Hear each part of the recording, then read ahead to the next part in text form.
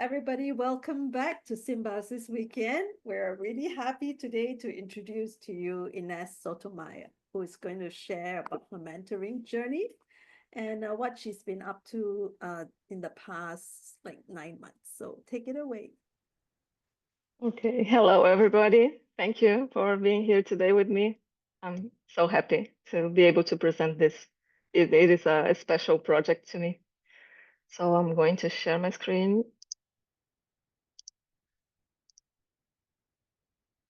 and start the presentation. Okay, cool. Is it okay? Yeah? Yes, it's good. Okay. Oh, it was the first. This is where it begins.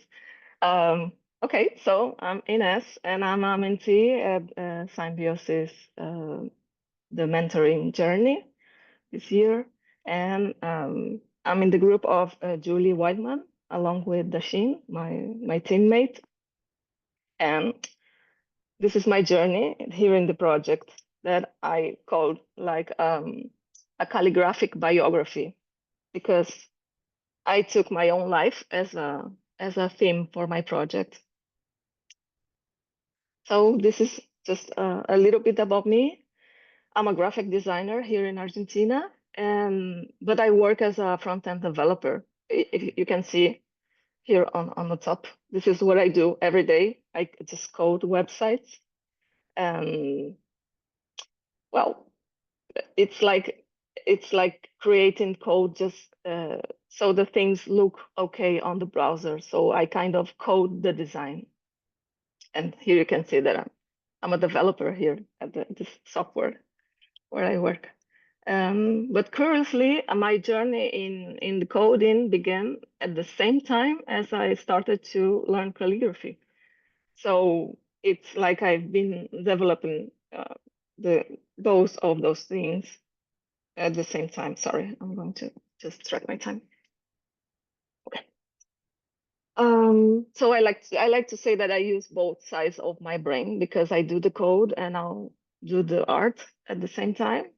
And they may seem different, but for me, it's like the same thing. I have one daughter, Frida, and I also love to write food, arts, and traveling. And at the end, these three sentences, I think that they represent me because it says, I write code like someone who knits, because for me, coding is a Zen activity. I write letters like someone who meditates. So making calligraphy and lettering also is like meditating to me. And I write like someone who breathes, because writing for me, writing words in all possible ways, for me is the best way to communicate with the world. So not speaking, just writing. And I feel that I write all the time in different ways. So letters and I, it's been a long love story. Okay. Um, I did typography at the university when I graduated, and the University of Buenos Aires in the graphic design career. And I've been studying calligraphy for more than 20 years. And my first teacher was Marina Soria, who is just this extraordinary artist and calligrapher. And she also mentored groups here in Symbiosis in other editions. And she is the one that told me about the program too and recommended me to enter. So since that first foundational class in 2003, where I fell in love with nibs and inks, uh, thanks to technology, I could take classes with teachers from all over the world. So this is the best part of the pandemics, and become virtual in learning. So this is my calligraphic journey so far for the last 20 years. I've I've been taking all the courses that I could, and I know all the hands. I think that there are no hands left for me to learn. So I started with foundation and with italic, and you can see the years here. I also took the classes more than one time. So along the years, I have repeated the classes because I find that I can always learn something new from them, from different teachers and processes. So I also learned black letter and ancho. They are so different. And copper plate and capitals with a brush and some copper plate variations on bottom. And brush pen and Neuland with the brush as well. And I've been using pencils, nibs, and rolling pens and brush to do calligraphy all those years. So I think that I tried just everything. And all these years I have pursued the perfect form of letters because all these courses were just about the formal calligraphy and trying to find the perfect letter form. And it can be frustrating sometimes because perfection never came, not for me. Uh, I'm not John Stevens and I'm not Sheila Waters, so I have to live with that. But fortunately, I've been able to play with experimental calligraphy as well, and it can be it can gives you a lot of freedom just to experiment and to play. So these are some of the work that I did with experimental and some of the courses that I have taken.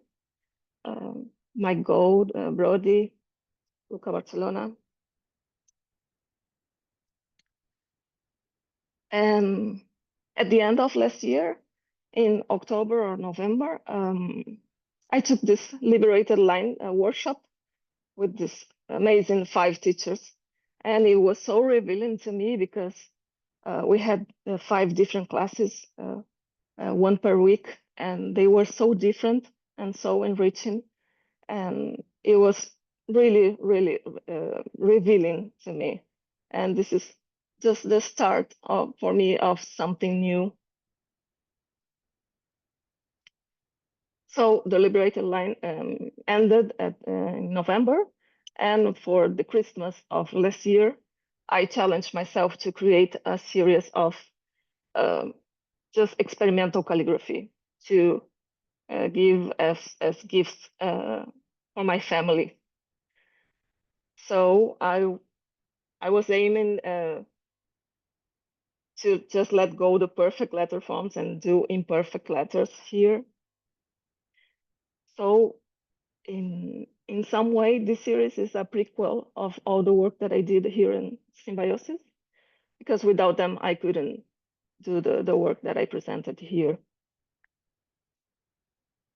So here are some of the pieces that I did. I took quotes from other people,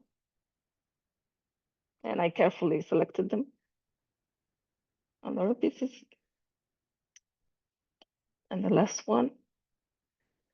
So all those pieces were quotes from somebody else, but at the last one, it is actually a poem that I wrote, and it was the first time that I allowed myself to put a text of mine in a calligraphic piece, because I never allowed me to do so. I don't know why. I've been writing all my life, and I have a lot of texts, but I always use somebody else's text to do calligraphy.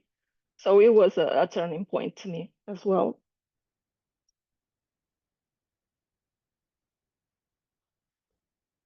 So not just calligraphy. I've been also playing with lettering. That lettering is drawing letters and not creating letters with just a tool and the tool shape the letters. Now I can draw and just reshape and adjust the letters as I like. And I've been having a lot of fun with this.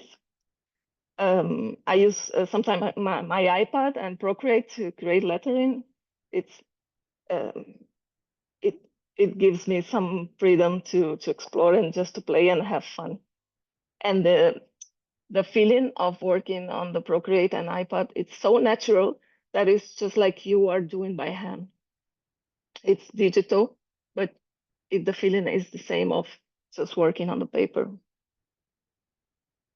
So these are some more examples of lettering and digitally um, changed calligraphy.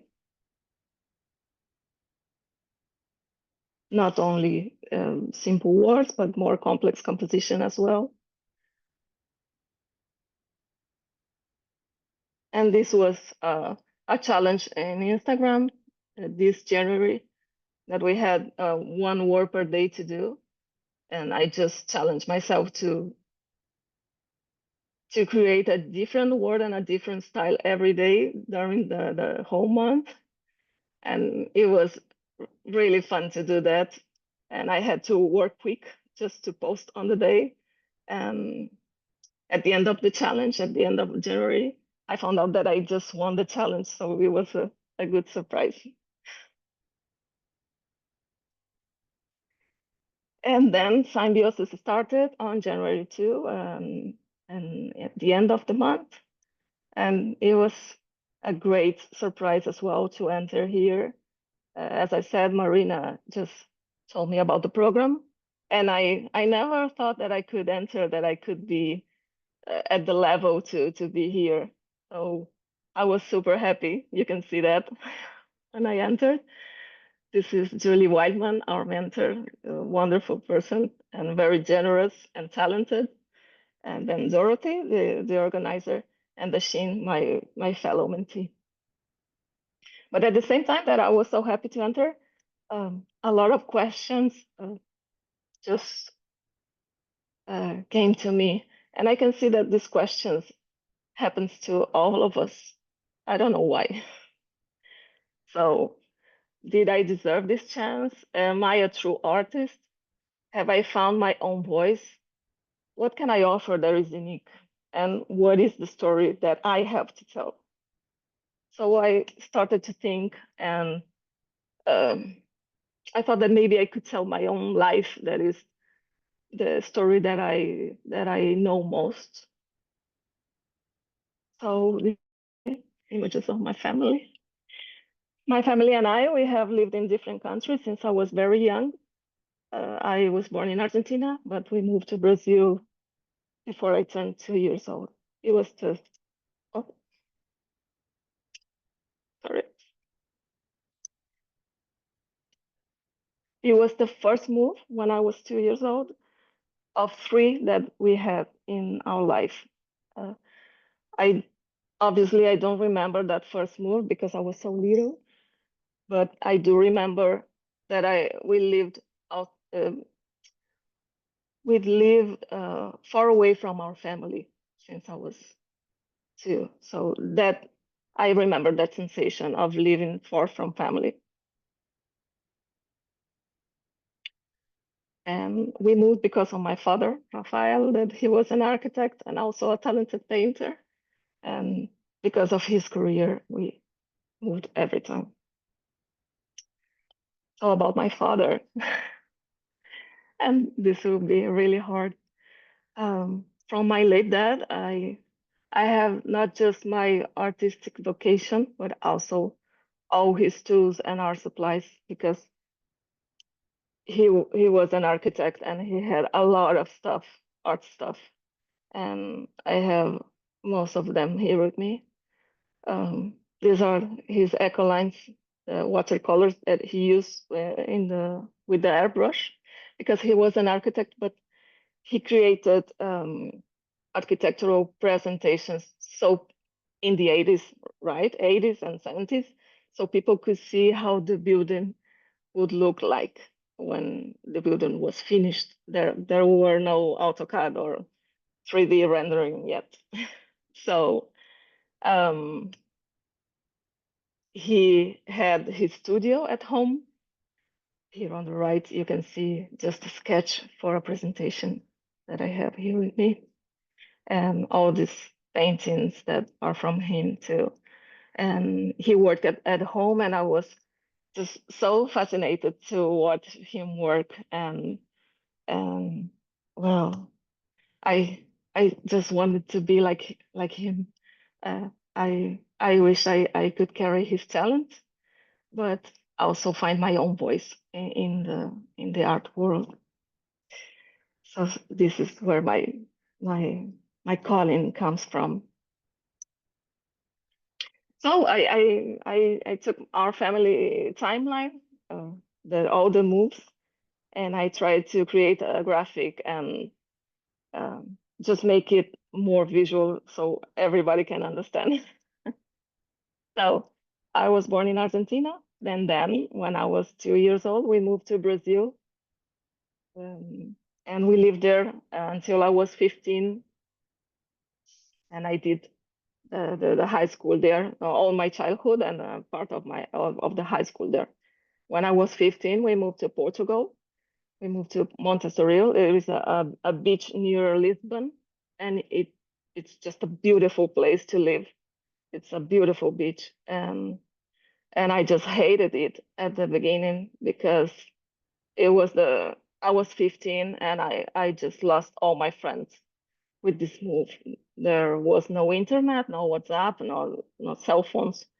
So it was really hard to me that first move, and uh, it was a struggle just to adapt.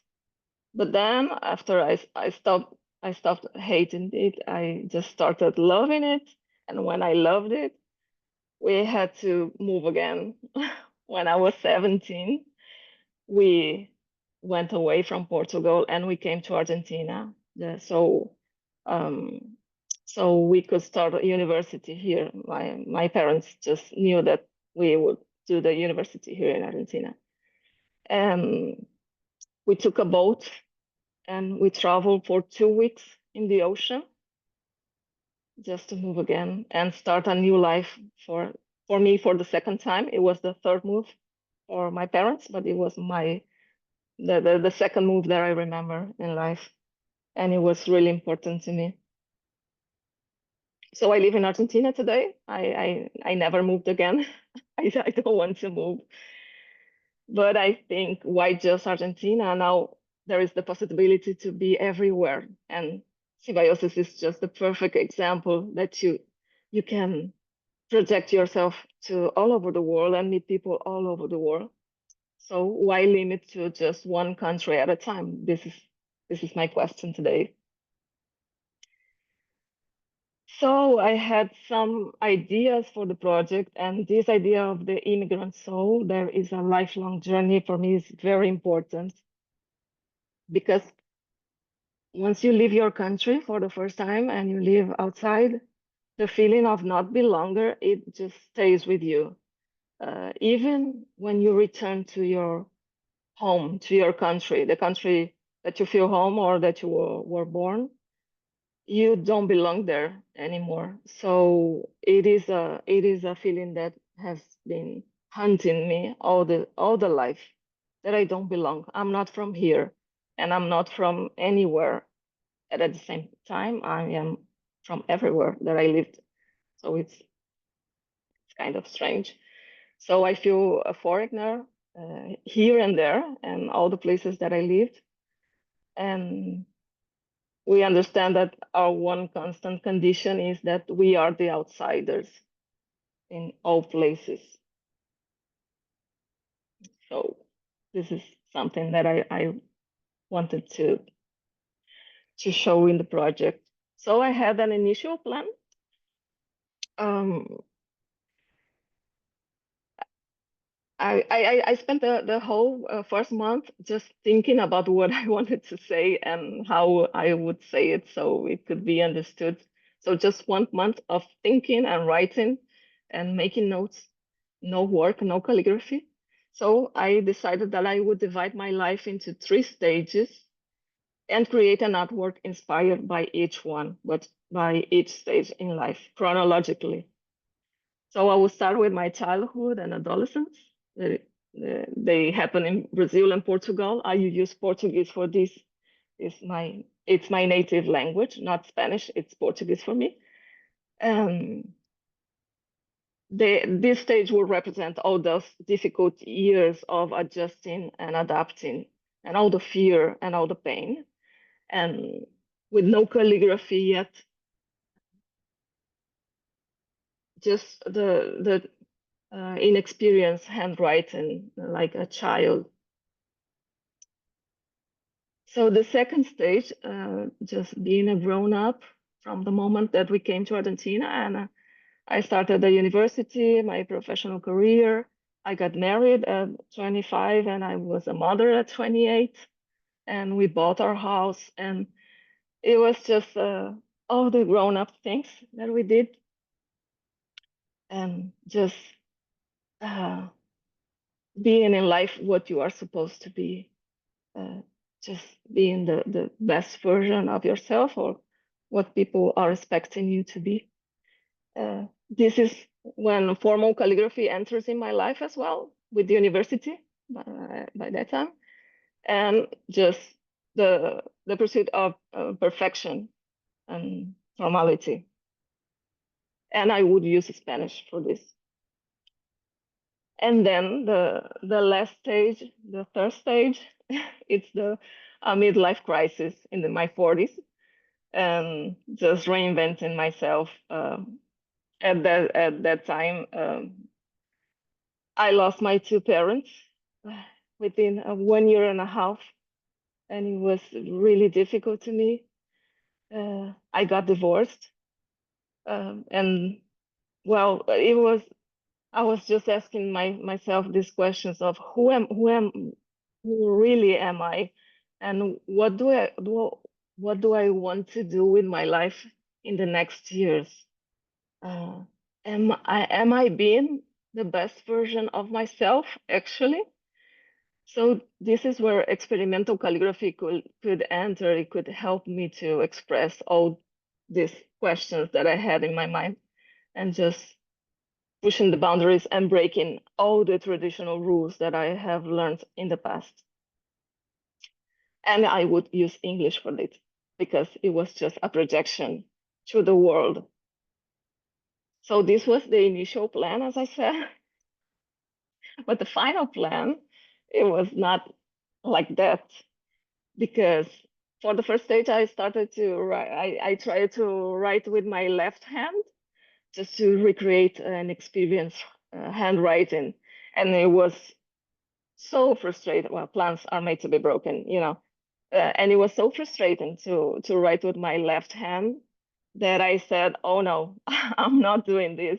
It just made me so nervous to write with my left hand. And about the formal calligraphy, that it was an option too to the second stage. Uh,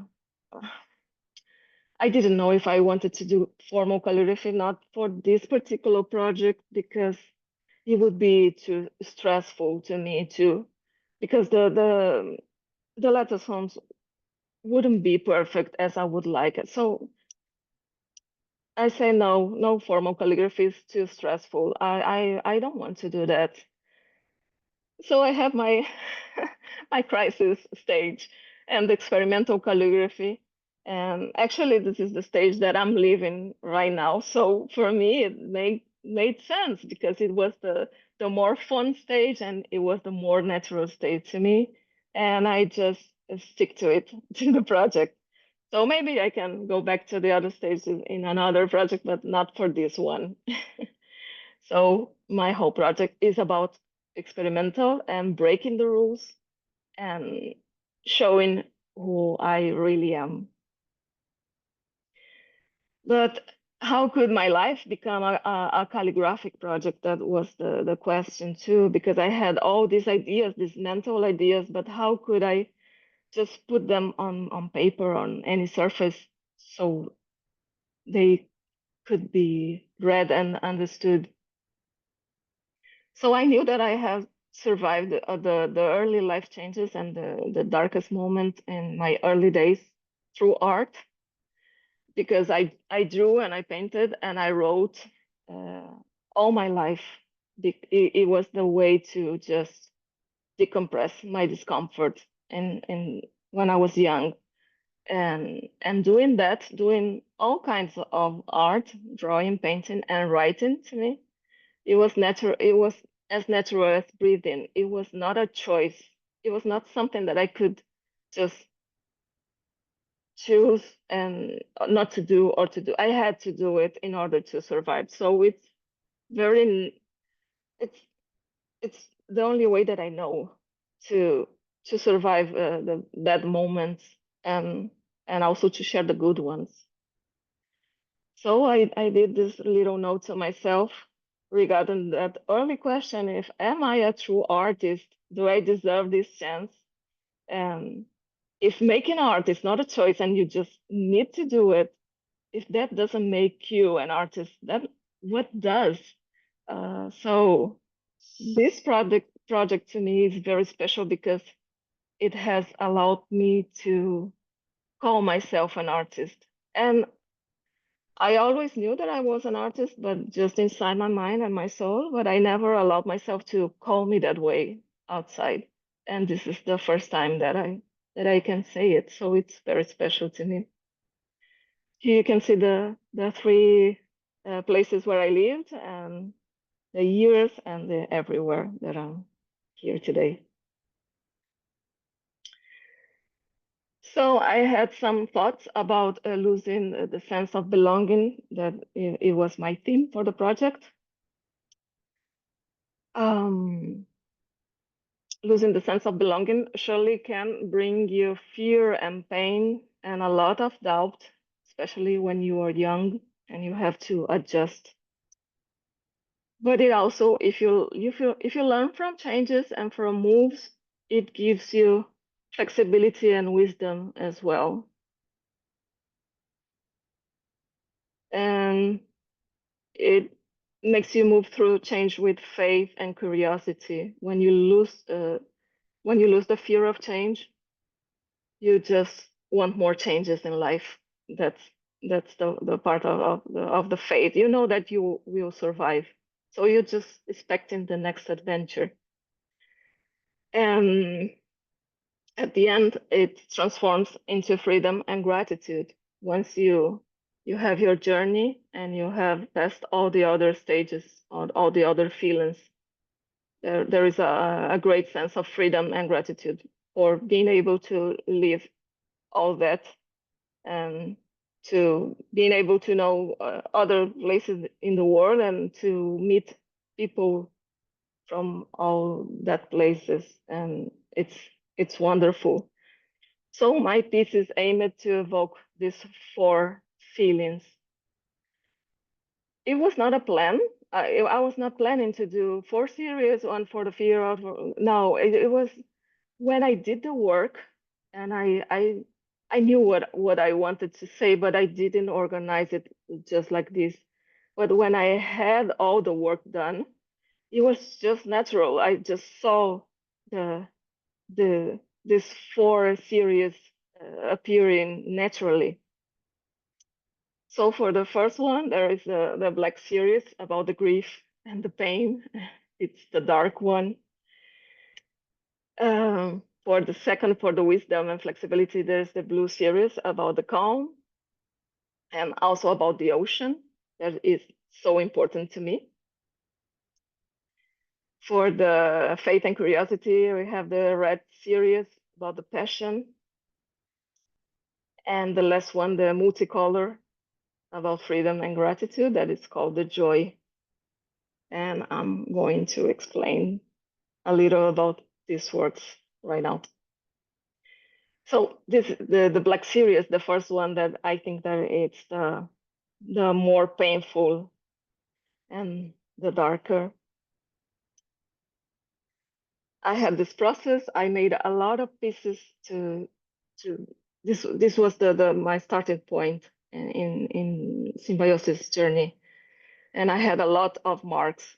Those marks I actually I learned from Mike Gold in the Liberator line, and he also teaches in the composition for calligraphies. He taught us to do those marks and then write outside them, and just create a composition from just a big bold mark in the page. But when I did the mark, I had the need to write inside it, not just outside the mark. I needed to use the mark as my own journey. And I knew that I wanted to work with a very condensed calligraphy. And well, this was some process pieces. So the first piece that I presented here is called Surely Overwhelmed by Each New Departure. And here you can see how the letter forms just follow the path, and the letters just adapt to the wandering path as they can. And they are just imperfect, and they have a lot of fear and a lot of pain. It's like a tortured piece. I know, but this is exactly what I wanted to show, the pain and the fear and the grief and the darkness. And I just love this piece because it reflects so well what I wanted to say. And the text is all the text in all the series are from myself, and this is a text that I wrote at the first anniversary of my father's death. That I wrote him a letter, a public letter that I posted, and I put some questions there, trying to understand why we moved so much and why our life was the way that it was. Um, so I just asked him, how many times did we have to start all over again, and what we are escaping from, what we are searching. Well, I have to answer myself. Uh, these are the details of the piece. This is me just working on the piece, and this is the text translated into the other languages. This piece has the same text in the three languages: Spanish, Portuguese, and English. And there is a lot of tiny "be still, be still, be still." It's like just whispering around the mark. Just be still, please be still. Uh, I think this is my favorite piece. So the second piece of the Black series, it's called "We Are the Outsiders," and it was the first piece that I did without using the watercolor paper. I use the canvas board. There is a hardboard that is covered it's covered in canvas, so it's a completely new surface. And the material just give me a lot of challenges and a new texture to the mark and to the writing. And it's about movement again, and being the outsiders. And as you can see here, the letter forms, they just don't distort uh, as much as in the other piece. It's more fluid, and they go with the flow, and the letters just adapt to the flow, but it's it's more smooth than the first one. But the idea is the same. The colors are the same, just the same feeling, and a lot of energy and movement. Uh, these are the details from this piece. And again, the text in Spanish and in Portuguese that I wrote. Okay, these were the two pieces from the Black series. Now we have the Blue series that is about the calm and the peace.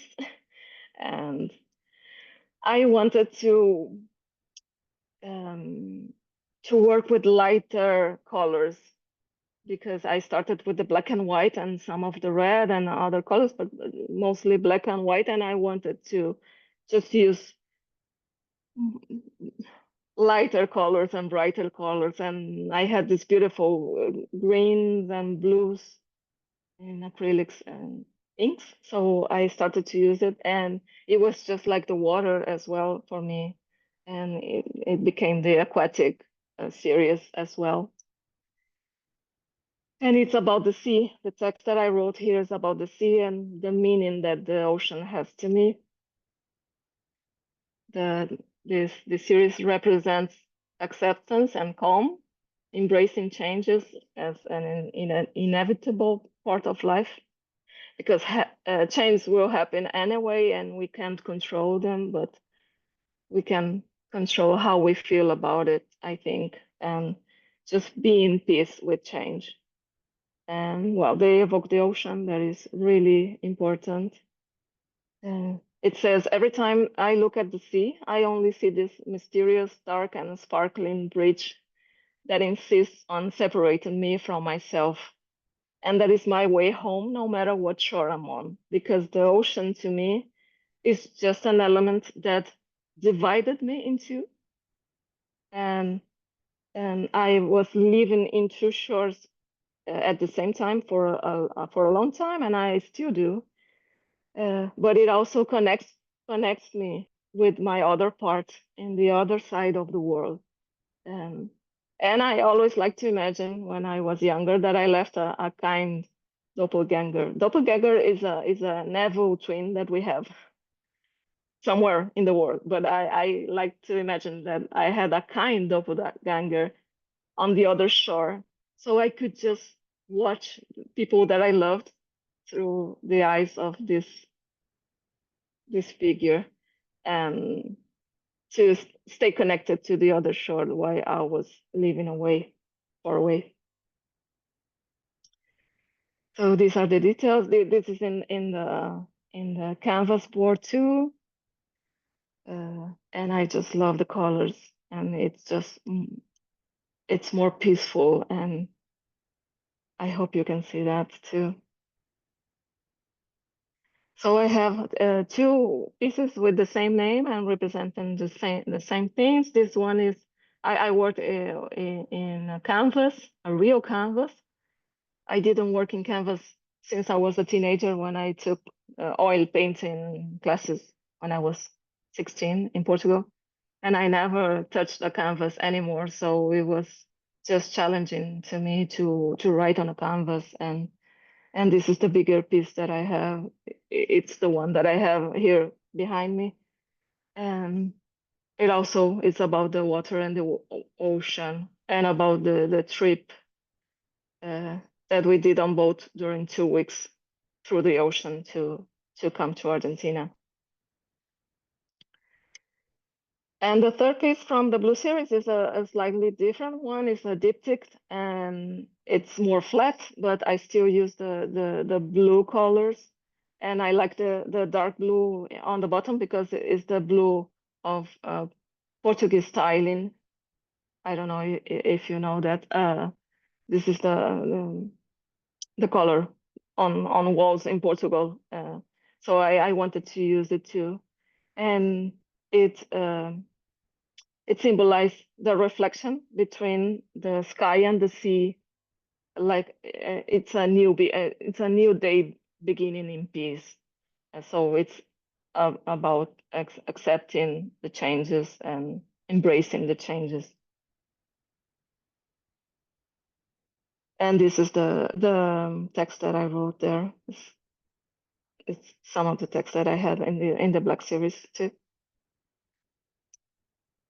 So the red series, I I I kept writing on past, but I wanted to change the colors again and do something more passionate, and more alive. So I used uh, this orange and red colors with the black, and the series, the text is different too.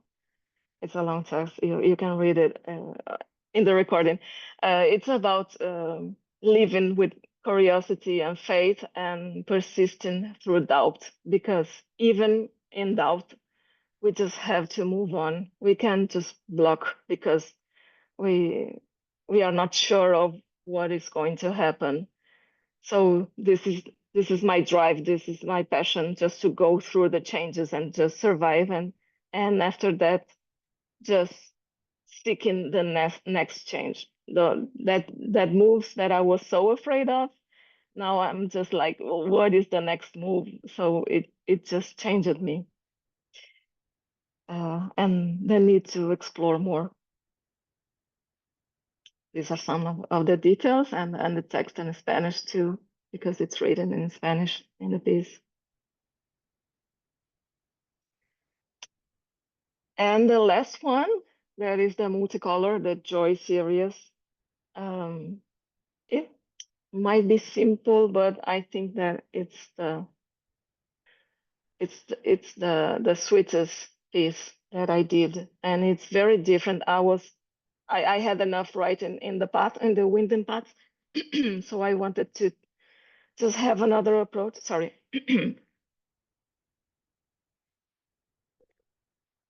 I wanted to have a new approach, and I had these tiny people on my father presentations that I always saw them on his work, and I was fascinated by these tiny people just to give you the scale of the building, and they were so simple and so vivid.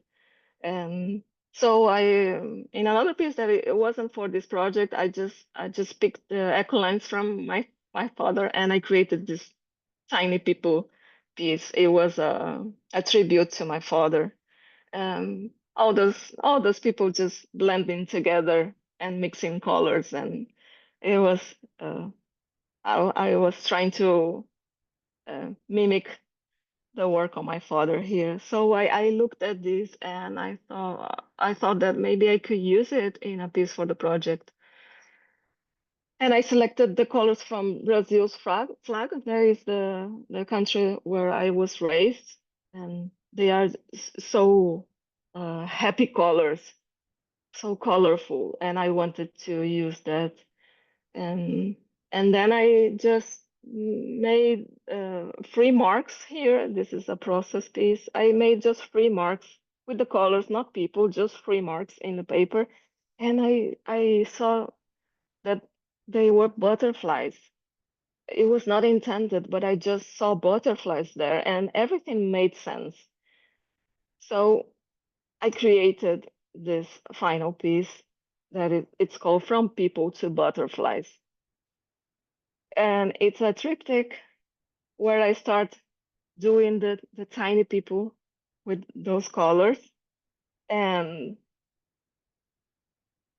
I transform them in actual butterflies. And for me, this represents the the metamorphosis from people who are grounded and sometimes static, uh, attached to just one place, and how we can become butterflies. And once we do that, we can just be free to fly and to be everywhere.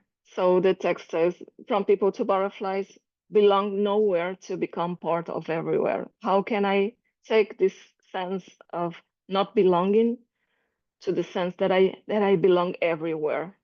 Um, so I really love this piece because of everything that is represented here.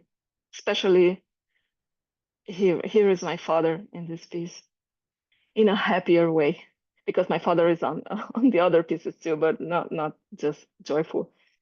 Um, so this is it. It was the last piece that I did, and this is the the end of my work here in Symbiosis. So what's next for me? Something that I tried, that I when Julie was mentoring us, he said, why don't you work bigger? Maybe you can do some big banners, and we can go through the banners and just see your life. I think that most like what Annabelle did on the project. And I tried. I always work very little with so much detail, and I like to work in small piece of paper and small letters. And I have to use a looking glass because I don't see very well.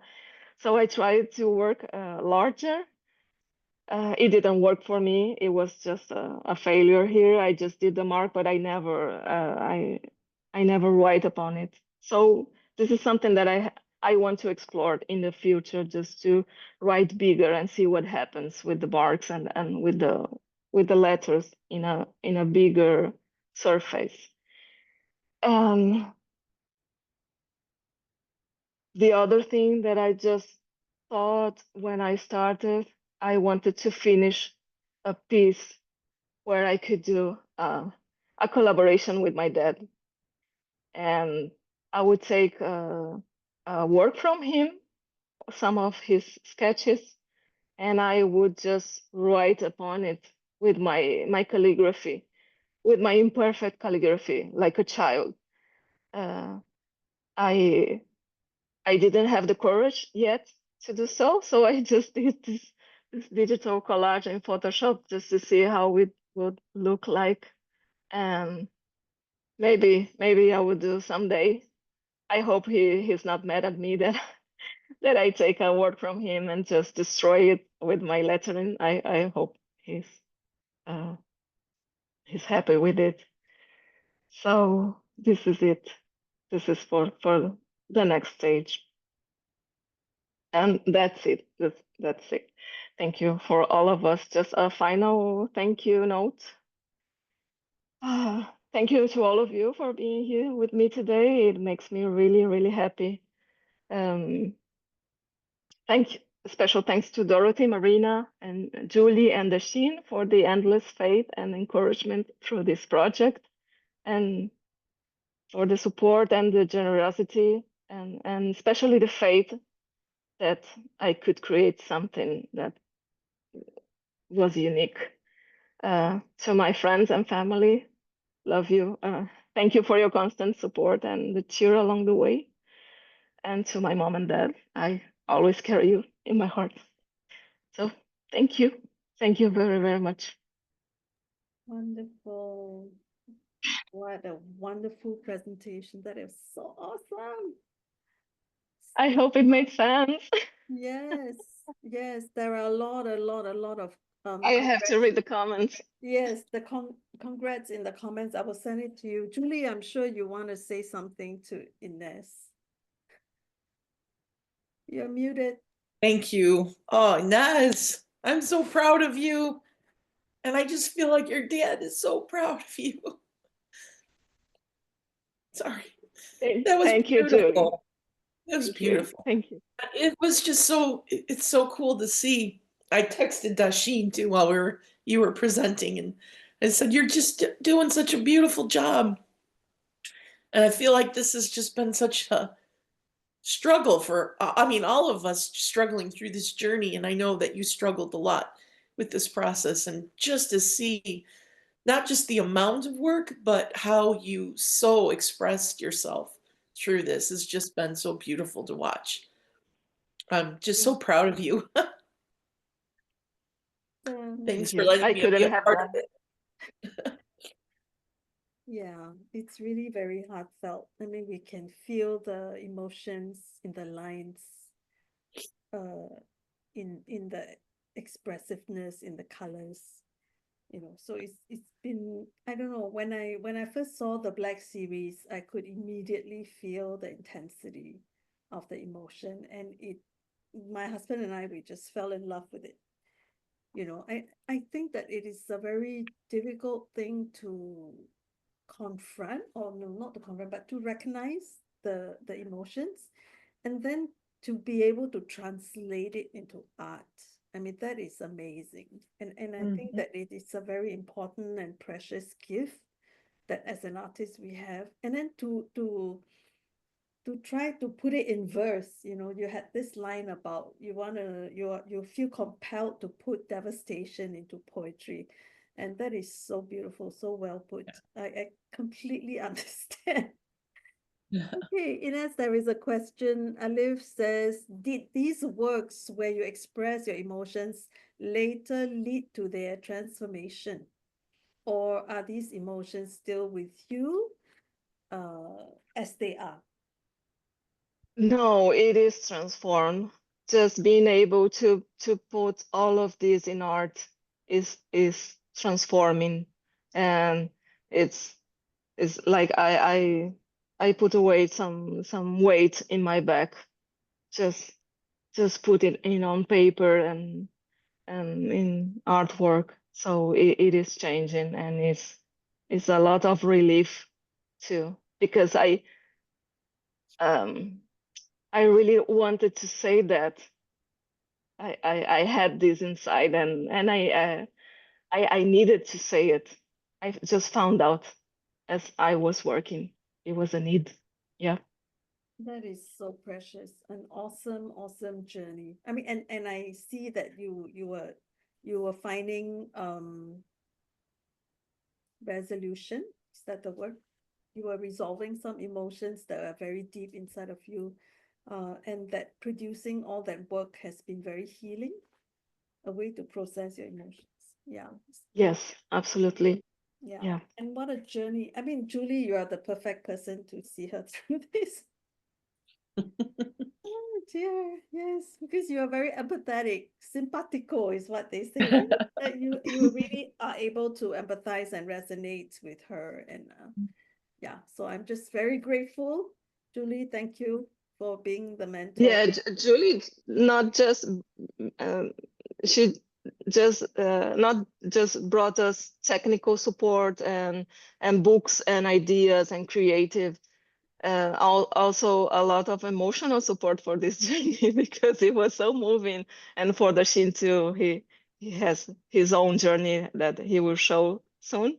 So it was a lot of emotional support because we are just showing ourselves here. It's not just about a technique, this work. It's not about calligraphy or that ink or that surface.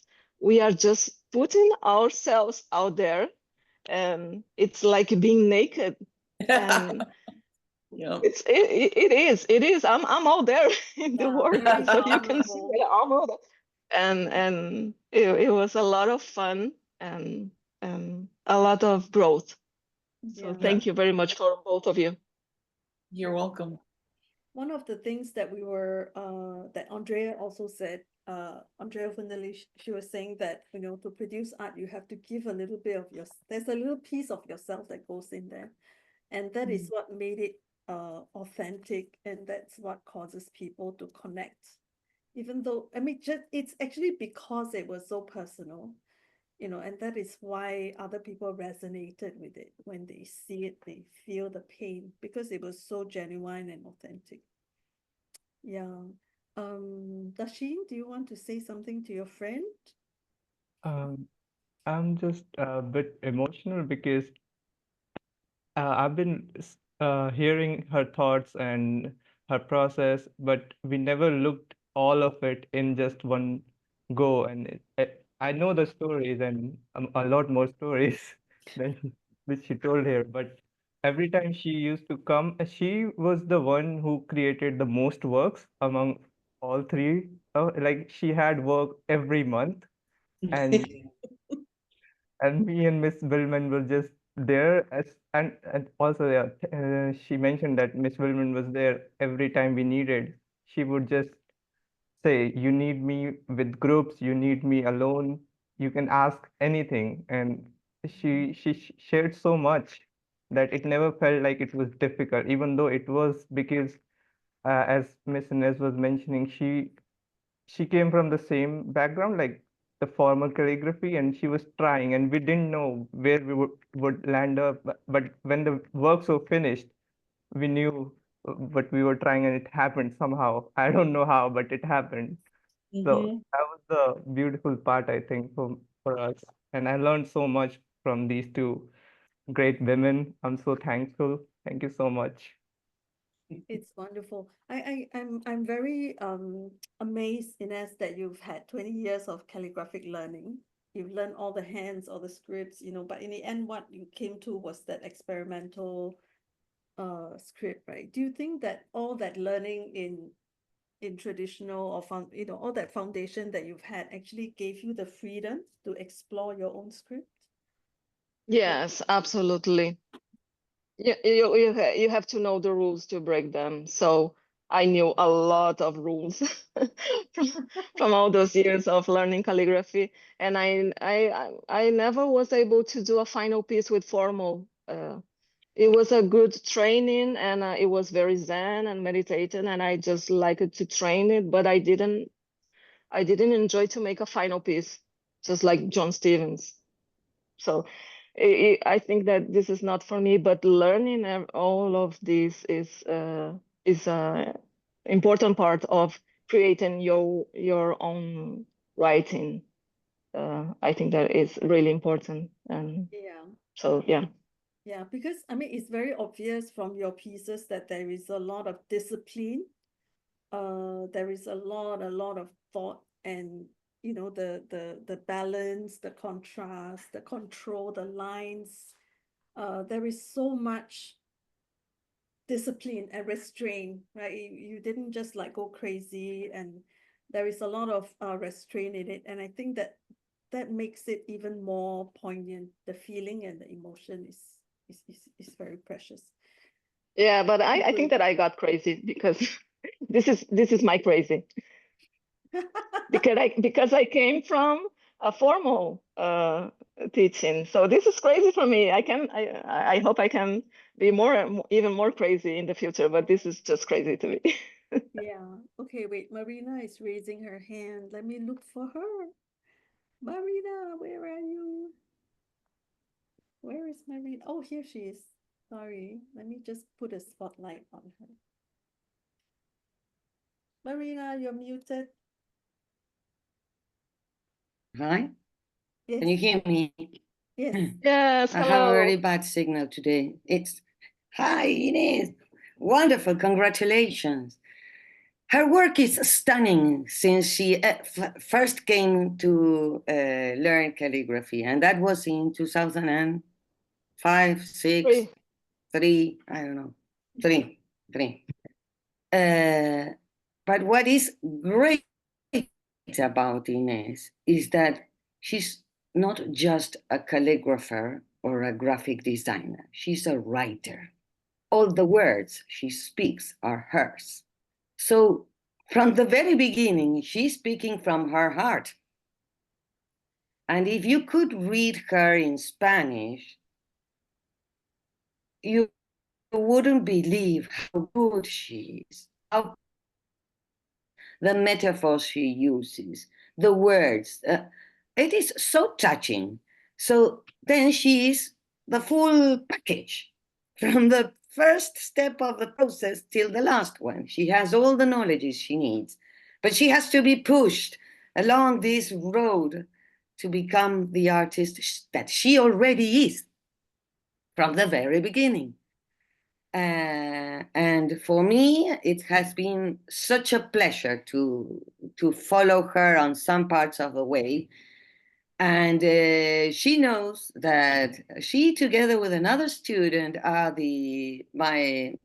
how do you say, the people that would inherit my studio and all my things and knowledges, and I'm trying to make them my followers here in Argentina, and all over the world. It's not a matter of Argentina, but it's the land where we stand together.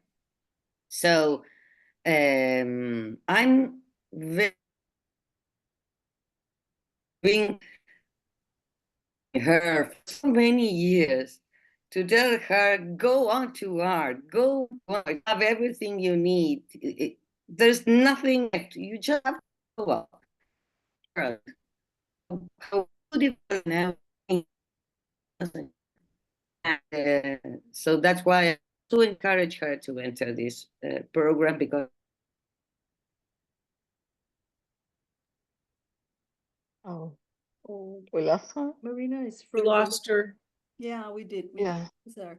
But I'm so grateful, so thankful that Marina has convinced you, Ines, to be part of the Symbiosis program. And then now the world has seen you, has seen your art. There is no more hiding. I cannot hide anymore. Yeah. Yes, go ahead, Julie. Well, I think what Marina said so beautifully was that you are the whole package, and this idea of maybe getting out of our heads that we're calligraphers, but that we are artists and that we're using lettering to express ourselves. And I think your next phase is just that. You know, I have a lot of conversations with a lot of friends about how do calligraphers get their art out there in the art world, because as we all know, and Dorothy, we've had this discussion as well, calligraphy hasn't kind of jumped that gap between being just lettering or being fine art.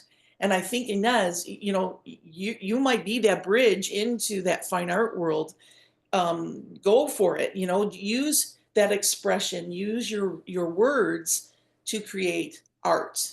You're not calligraphy, but art.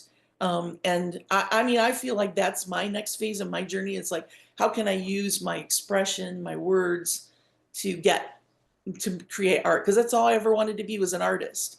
I do lettering now, but I always wanted to be an artist. And I think that's your next journey. Part of your journey is using, like Marina said, using all these parts of yourself to be an artist, you know, and because you've got the whole package. So I'm excited for you. Yeah, me Thank you. too. I am Thank so you. glad that you raised that up, you know, Julie, because it's the Art of Letters platform is about the art of calligraphy or the calligraphic related arts. And I Yeah. feel like the world has not we don't see ourselves as artists, or we don't see ourselves as a category of artists. Yeah.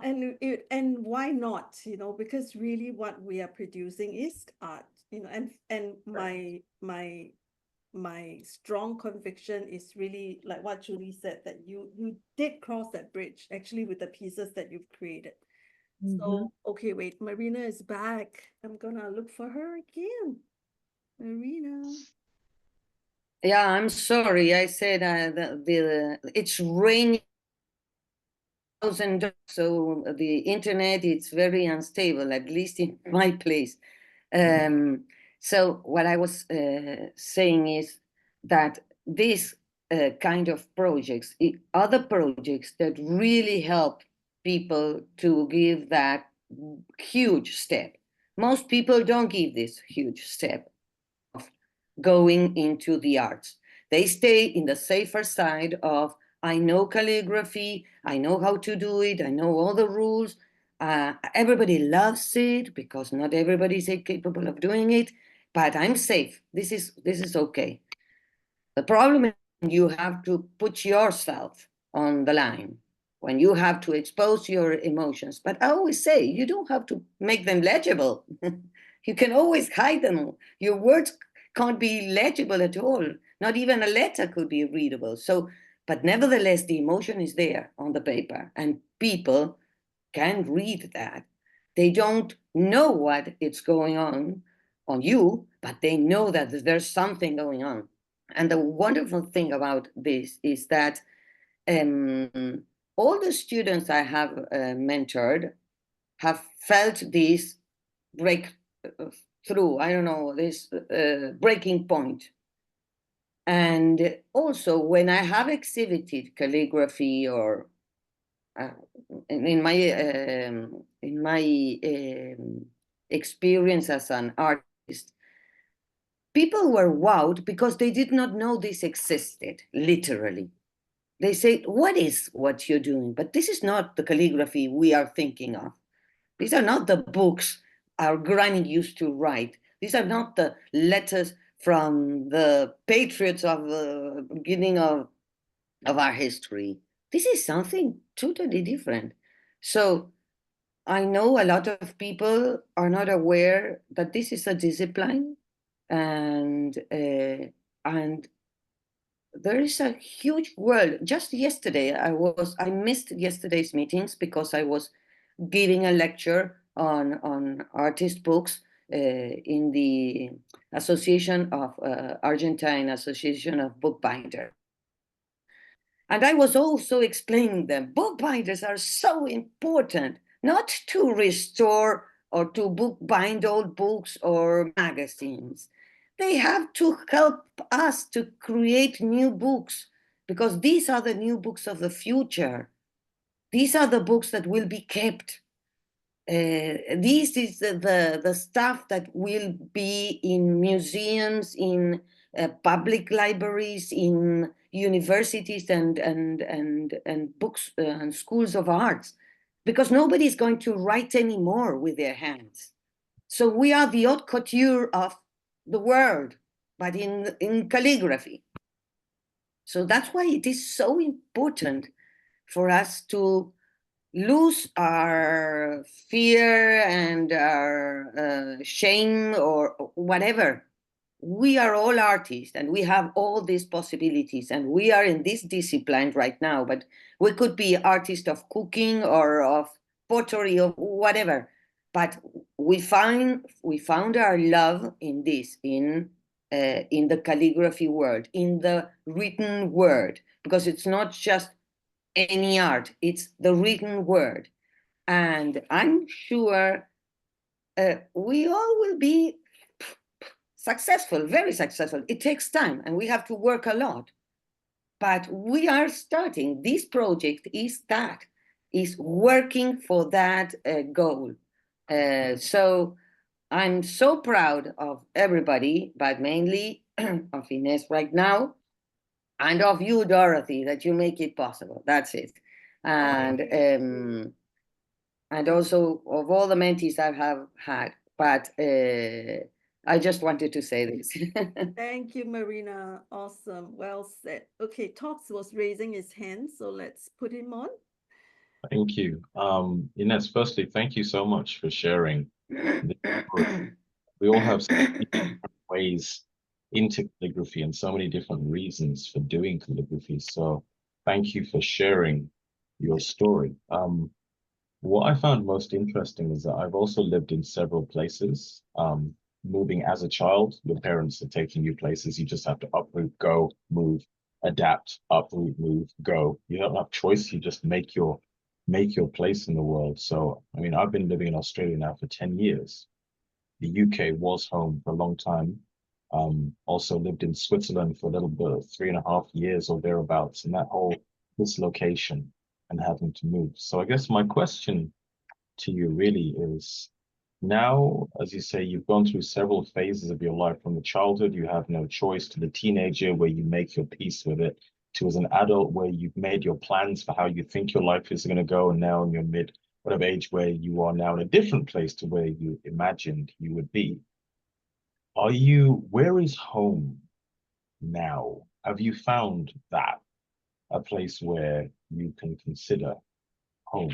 Because a lot of your work speaks to the dislocation and the movement and the sense of never belonging in a place, and always finding that even when you return, it's not the same as when you left. So you are still, your recollection is of a place that no longer exists. So you're always out of time or out of place. Are you in place now? I am in the sense that I have chosen not to move anymore since I was 18, but it's I have many homes for life, and I cannot change that. It's not just one home, mainly because when you live in different places, you meet people, and the other people can't relate to your story, to your history, because they couldn't live with you by the time, or they don't know the culture where you came from. So you have your history just separated for all over the world, and the only way to bring it together, I think this is the presentation is about this, is bringing everything together and showing all my journey to all of you so you can understand how my life is. But I am the only person that knows my own history, and having this separate lives along my life, it make me feel that I don't have just one unique home. I won't have it. I know that I can't have it anymore, and I'm at peace with that. I'm happy about my journey. It made me who I am, so I'm happy. It's okay. Thank you. That's Thank great. you. Thank you. That's a great question. Thank you. So Annabelle wants to also ask a question or make a comment. Yeah, I think this was fabulous presentation, Ines. I love your work. I love your journey. And I find you know, Marina spoke in my presentation about courage, and I find your curve lines are amazingly courageous.